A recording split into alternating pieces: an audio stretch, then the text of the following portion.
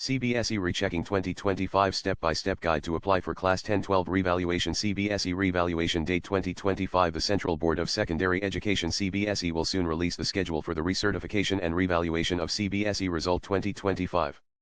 Students who are not satisfied with their results will be able to apply for the revaluation process on the official website cbse.government.in. Students must note that the board has introduced a significant change to its post-result reevaluation process for classes 10 and 12 ahead of the declaration of CBSE results 2025. As per the latest update, the sequence of applying for reevaluation has been revised to prioritize transparency and informed decision-making for students.